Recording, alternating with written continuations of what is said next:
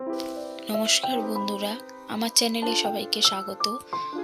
আমি করছি মাছের ঝোল। প্রথমে মাছগুলোকে আমি নুন হলুদ দিয়ে মেখে নিয়েছি। এবার কড়াইয়ের মধ্যে আমি মাছগুলোকে ছেড়ে দিয়েছি।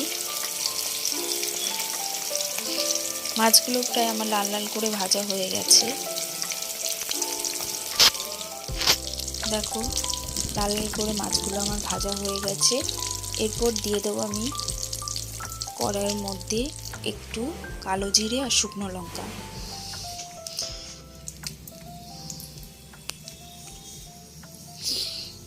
ফোড়নটা দিয়ে দেওয়ার পরে আমি পেঁয়াজ আর আলু ছেড়ে দিয়েছি, পেঁয়াজ বাটাও একটু দিয়েছি এর মধ্যে। এবার এটা দিয়ে আমি ভালো করে নাড়াচাড়া করব। আর এর মধ্যে আমি একটু গুঁড়ো মশলা দিয়ে দিলাম, দিয়ে ভালো করে মশলাটা আমি নাড়াচাড়া করছি।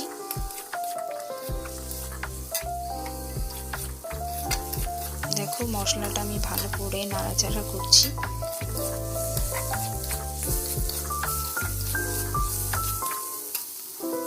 এর মধ্যে দিয়ে দেবো আমি একটুখানি নুন,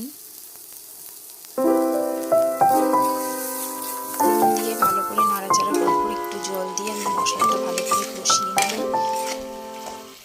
এরপর আমি এর মধ্যে মাছগুলো ছেড়ে দেবো আর একটু বেশি করে জল দিয়ে দেবো। এটা ফুটে গেলেই আমার মাছের ঝোল রেডি। আর এর মধ্যে দিয়ে দেবো একটু গরম মশলা।